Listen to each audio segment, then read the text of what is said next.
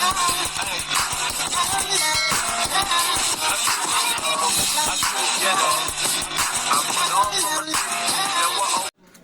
guys! Welcome back muli sa ating YouTube channel, AJ Tombakers. So ngayon guys, ang aking pinagkakaabalahan sa ngayon ay ang aking munting garden. Dito lang po yan sa harap ng ating bahay. So ngayon guys, ito yung aking mga bougainvillea, ang bago kong pinagkakaabalahan ngayon. So ngayon ay namumulaklak na po yung ating garden. Pasensya na guys kung medyo maingay po ang ating kapitbahay, mga bata, kasi nandito po ako sa subdivision at yung mga tahol na mga aso, pasensya na po. Ayan, ito na po yung ating bagong usbong na bulaklak. So iba-iba po yan.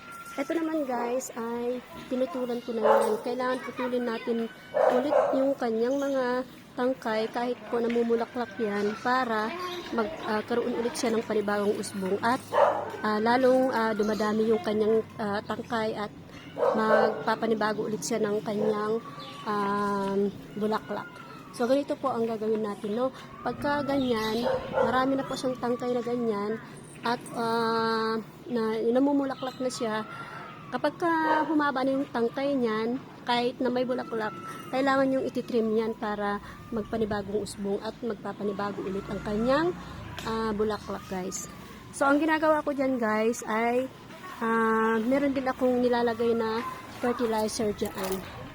So ito din yung ating Sao Paulo, yan ang tawag dyan sa bulaklak na yun. Ito naman yung pink tanglong, yan ang tawag na pink tanglong. Ito naman siya, kumbaga parang pink din siya. Ayan, parang Singaporean pink yan ang tawag yan. So kita nyo ay umuusbong ulit ang kanya. Pero ang ginawa ko dyan ay kinat ko po ulit yan. Kumbaga tinirim ko siya kasi dati ang dami-daming bulaklak po yan guys. So hanggang sa gumawa din ako ng mga iba-iba dito, yung mga tangkay na kinuha ko doon sa mga ayan din ang aking panibagong usbong. Bagong tinanim ko dito. So buhay na po sila guys. Ayan, talbos niya. Ayan, meron sila mga talbos niya. Wala nang ugat pa dito.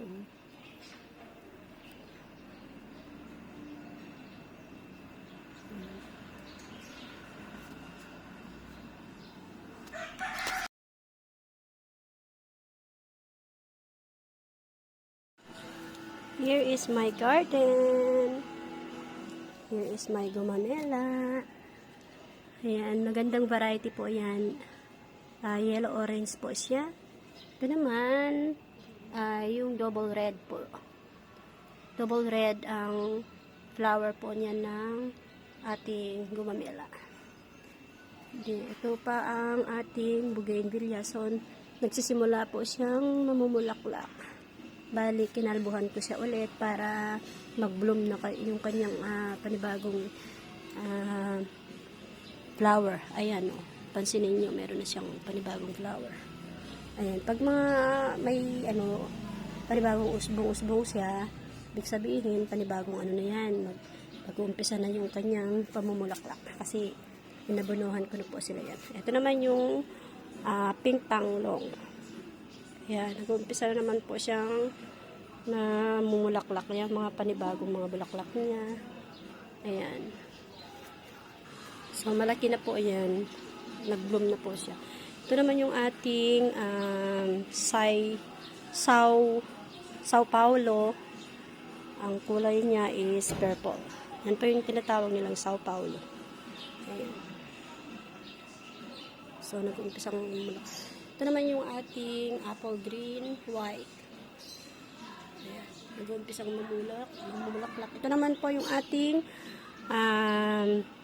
I think this is yellow wonder. Ayan. Bali, kinalbuhan ko po siya yan para magbago na naman po siya ng bulaklak. Ayan. Ito, mga bago pa lang yan. So, nagtanim po ako ng nilipat ko na po siya.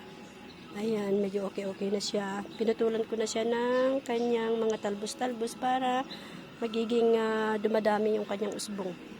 Ito naman din po yan, panibago. So, napansin nyo, may mga bagong usbong na po siya. Ayan, kailangan daw putulin mo siya para ano.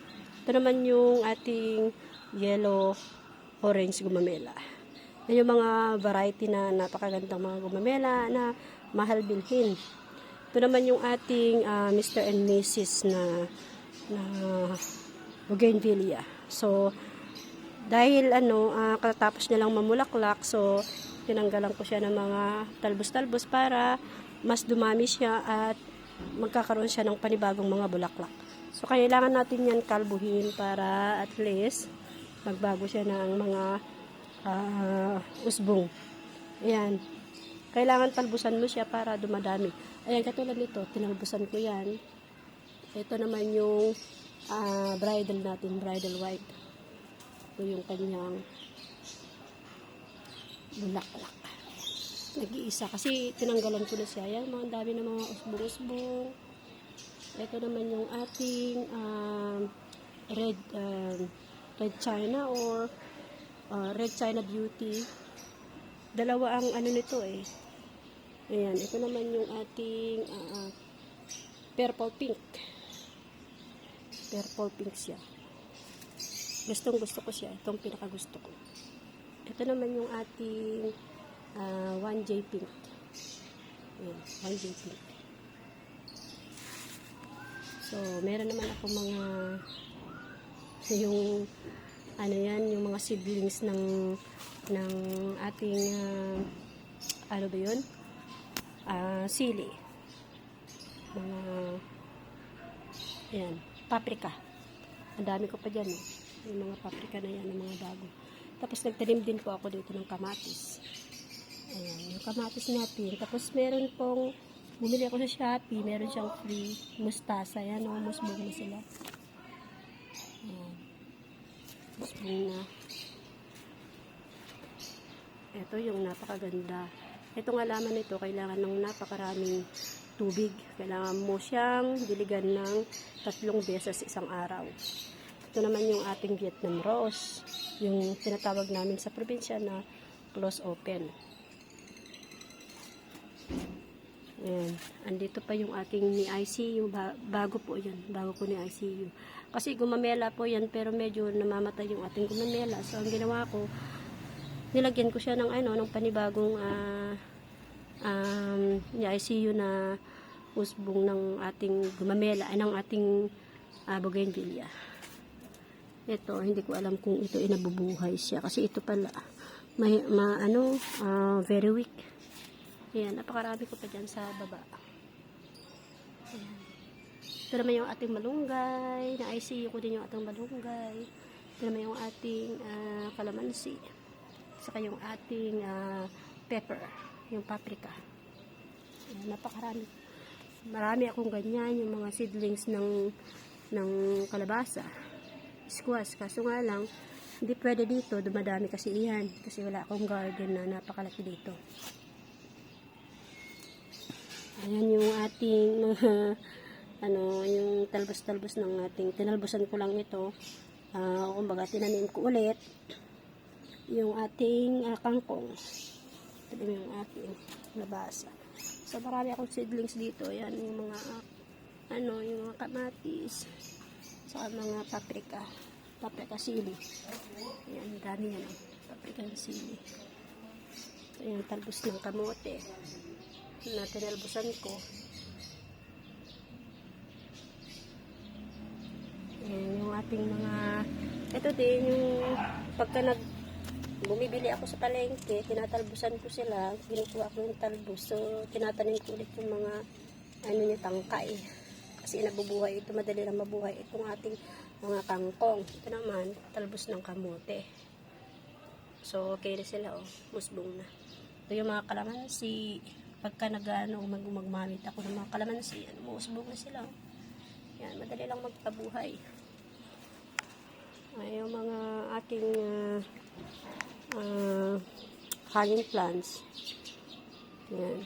Ito naman ay tinusok ko lang siya, nabuhay na siya, Ito naman yung ewan ko kung bridal white po ito.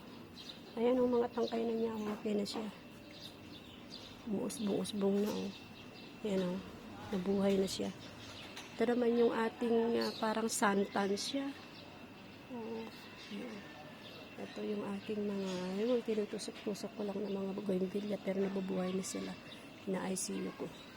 Pero minsan may mga hindi siya nabubuhay. Dati nabuhay na yun pero alam mo kasi ang bougainvillea sobrang napaka-sensitive. At ito naman yung ating bougainvillea na tinusok-tusok ko lang at saka yung ating santan. Ayan, santan yung tawag namin dyan sa probinsya. Tusok-tusok ko lang, nabuhay na. Ito, kasama yung ating paprika, yung sili.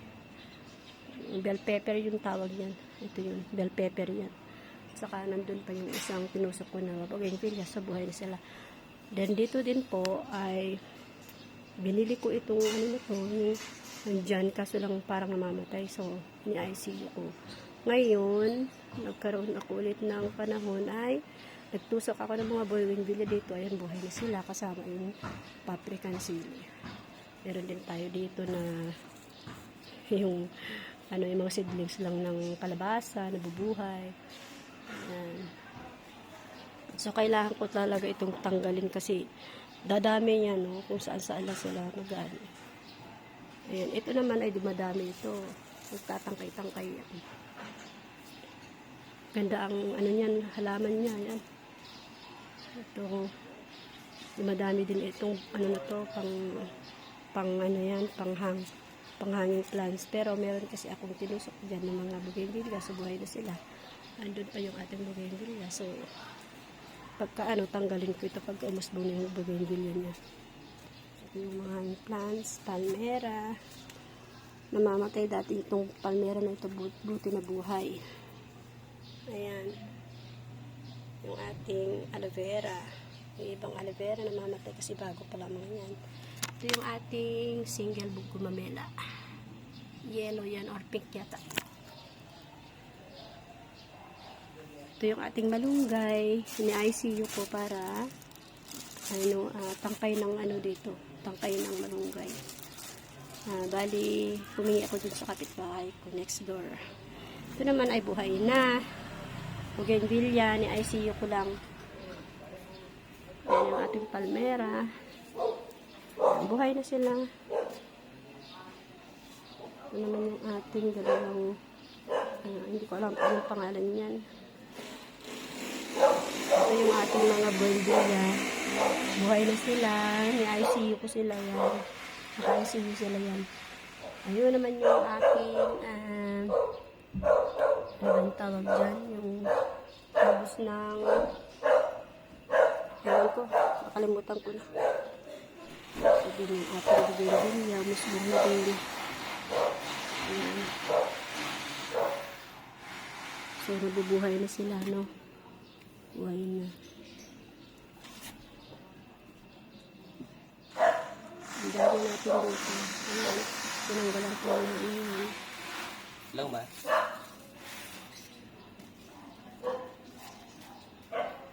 Ito yung ating mga bagong lang yan. Bagong talbos ng kamote. Ito naman yung yellow bell. Pinili ko sa Shopee, napakaliit. Ang mahal-mahal, 150. Nabuhay na rin. 150 yan. Tapos ito naman, tangkay ng ng bougainvillea na ICU ko. Ayan, buhay na siya. Ito, yung mga orange. Orange siya o kalamansi. Yung mga paprika. Ayan. Ayan.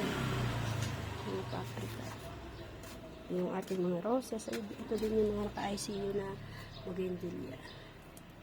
Ayan, naka-ICU ang mga yan sa roses. So, ayan, mga plants ko.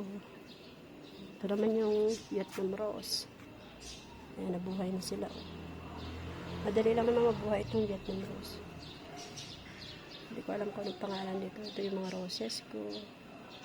Ayan. Tapos yung nasa dulo is bougainvillea.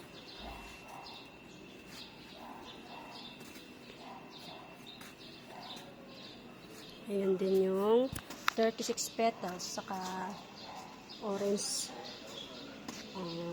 kung orange ba ito. Dalawa sila yung orange. Saka 36 petals. Dalawa yung tangkay na yun. Kasi. Ito yung aking gumamela. Red.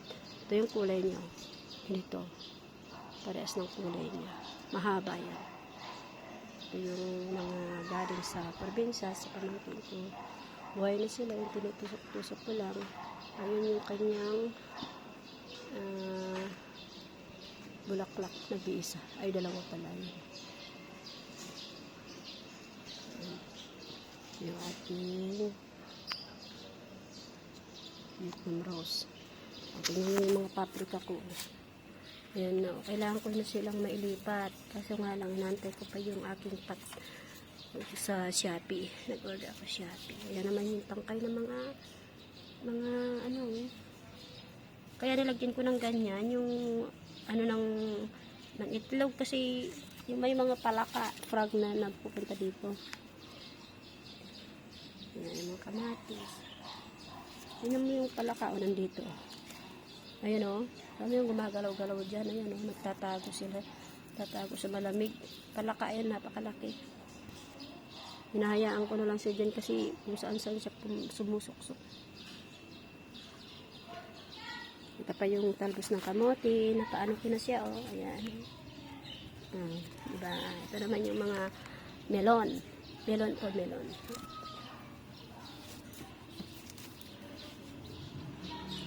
Ito yung money tree.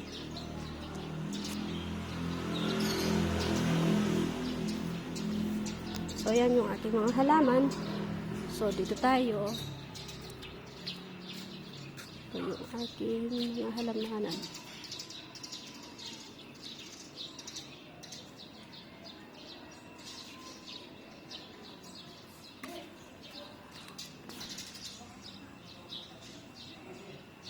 Itong ano na to, indoor yan. Indoor siya. Mga indoor din yan. Pwede din mga indoor yan. Nilagay ko muna dito para, ayan, dumadami na sila. Oh. Dito ko muna siya nilagay. Tapos ito yung ating apple white, green. Green apple white pala to. Ayan, oh, dumadami na yung mga, ano niya, oh. Diba? Dumadami na sila.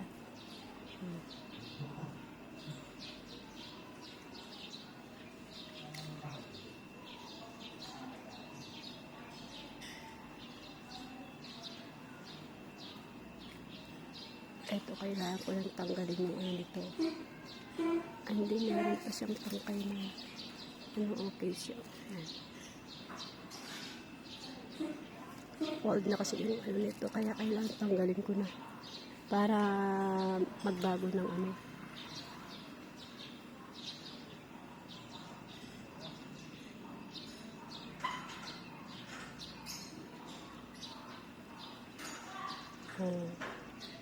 Madami yung tangkay niya yun. Kasi tinalbusan ko na sila eh. Nitrim ko muna sila.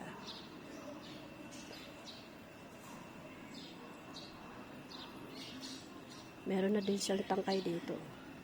Lumalabas yan. Maliit. May mga tangkay-tangkay na sila. Ayan.